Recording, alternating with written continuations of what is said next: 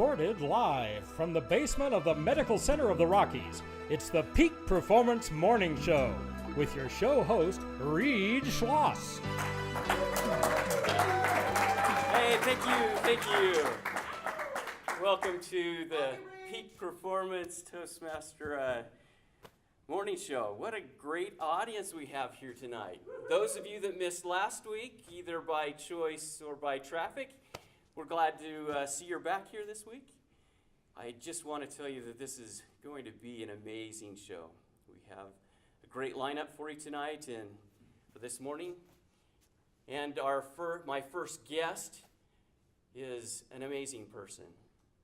He's a native Coloradoan, entrepreneur, philanthropist, and he has accomplished some of the most amazing things in the past couple of years after he retired from HP. What an amazing thing.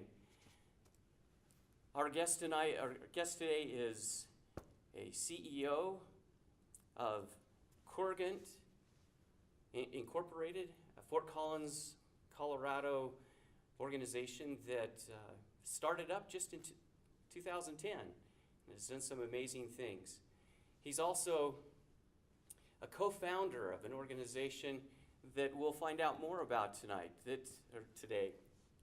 that has done some amazing things and is trying to preserve photo and video histories. He also is a very good friend of mine, a Toastmaster, an author.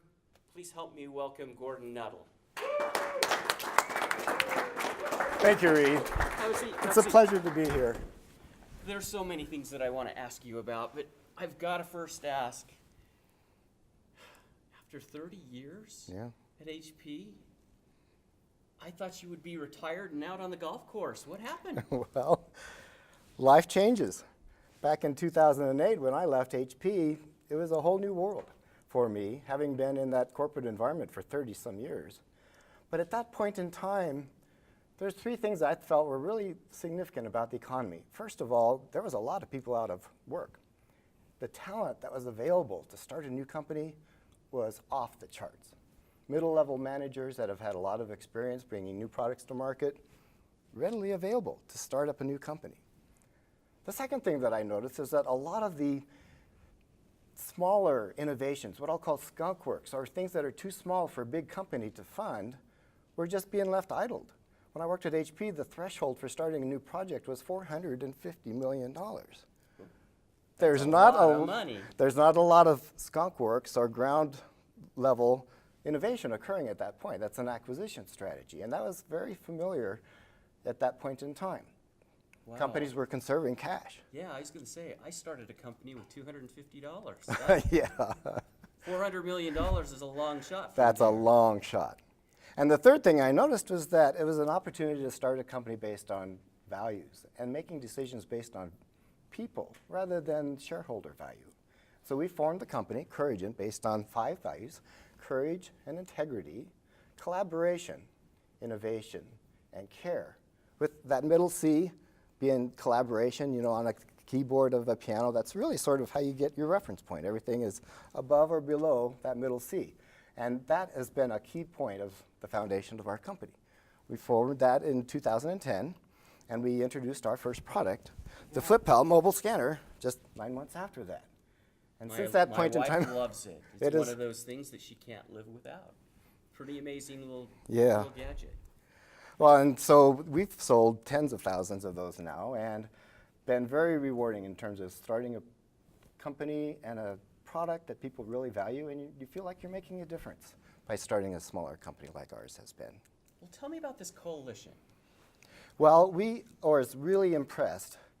Going back, this has been about a 5-year journey for me. The company started in 2010, and we noticed that, do you all remember the Hurricane Super Sandy event back on the East Coast? Well, there was a group of people that were finding photos washed up on shore on Union Beach, and they were collecting those photos, scanning them, washing them, and making them available to people at these collection centers. We heard about that and we go, well, we're in Colorado, how are we going to help out with this? Well, what we did is we donated some FlipPals, and I went out there and helped them do all of that ugly, dirty work. But you know, it was very rewarding because you saw people who had lost everything. They'd lost their homes, and FEMA was giving them fits about whether they were ever going to be able to rebuild their homes, but they were reuniting with their pictures. And that was a touching experience for me. And at that point in time, I said, I'm going to commit this company and to myself personally to see what we can do to avoid that from happening in the future. And that's where Photo Preservation Coalition started? That is. Oh, great. We felt like, you know, a single company can't do it all. But by aligning ourselves with other people that are like-minded in that pursuit of preserving people's memories, we could accomplish a lot more by collaborating than by trying to do it all ourselves. And so we formed this coalition, and we're now organizing around an event coming up this year, which is called Save Your Photos. I heard about this, but before we get there, let me ask you a question. I heard that during the floods in Colorado, you actually recommended people to put their wet photos in the freezer? Well, that's a very interesting point because when we were in New Jersey, those photos are mucky and muddy and maybe hazardous to your health. And you only have a certain amount of time before the mold starts coming in and destroying the chemistry of the photos. So one of the first things, if you can get to it right away, is to wash them out. But if you can't, freeze them. That stops that molding process, kind of holds them intact until you can get them back out of the freezer and do that again. That was one of the lessons that we learned from Hurricane Super Sandy. Well, when Colorado floods happened, well, now we had all this experience about what we used back on the East Coast, and we did that here also. And we had people come to our rescue centers, bring in their photos, and if we couldn't process them right away, tuck them away in a freezer and keep them safe that way. So there you have it. If you get your photos wet, put them in the freezer if you can't clean them up fast enough, right? Yes. I guess you should microwave them afterwards, though, right? Probably not. There's enough that those photos are dealing with the water. But it's surprising that those photos that were chemically produced, regular photos, would come out of the water and you would think, no way, this is destroyed, and you'd be heartbroken. But then you put them in the water and you wash them, get the mud off of them, they come back to life. Amazing. Okay, you have this new project. We felt like more people need to know about how to make sure their photos don't get lost in an event like that. I mean, it doesn't take a natural disaster like Hurricane Super Sandy to wipe out any of our photos. It could be a fire, you know, the stove fire, the fireplace fire, or A delete button? a delete button on your Yeah. computer, you know, and so it's just too risky for people to be sitting around with boxes and boxes of photos in drawers or whatever and lose them overnight. It's just not right. And we all know we have a duty to save those photos, but we don't know how to do it. It seems like such an enormous task, and what is the scanner, and how do I store them all away? Well, a group of us that are in that space of really helping people understand their photos formed the Save Your Photos Alliance and organizing ourselves to a day, September 27th this year, where we'll have locations across the country that will be staffed by our members that people can come to and learn how to do all of that stuff. And we're going to be donating FlipPal scanners for that effort, as well as helping develop the training materials and the things that it takes people to just kind of come in and get comfortable with what does it take for me to now preserve and safeguard my photos in case something happens. It can be coffee on the keyboard. It can be the husband throws away the big sack of photos that were just downstairs for 10 years and you didn't want that one to go to the Goodwill. There are too many ways to lose your photos, but they're precious. They're part of our lives. And our lives are stories that are worth saving and preserving and telling to other people. And you can only do that with your photos.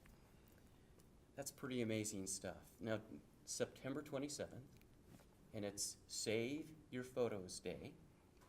And that, how do we get involved? What do we do? We've constructed a website, saveyourphotos.org, where you can go to and find the location that's going to be closest to your home. And we're still in the formation stage of that, so keep an eye on that over the course of the summer. If you really want to be involved and host one of these events, you can also register on the website to be that person that'll pull all the pieces together, organize a site, and then bring in other volunteers for your particular area. And then we also have a Facebook page, Save Your Photos. And if you want to monitor the progress that FlipPal has at that same point in time, use our website, flip-pal.com, or our Facebook page, FlipPal. But there's going to be a lot of things coming out about this over the next 3 to 4 months, and we'd like you to be involved at whatever level that you'd like to. That sounds wonderful. Thank you, Gordon, for being such a fabulous guest and doing such great community service. Such an amazing thing that you and your group are participating in. Thank you as a studio audience. We appreciate your time, and this has been the first cut of Peak Performance Morning Show. Thank you.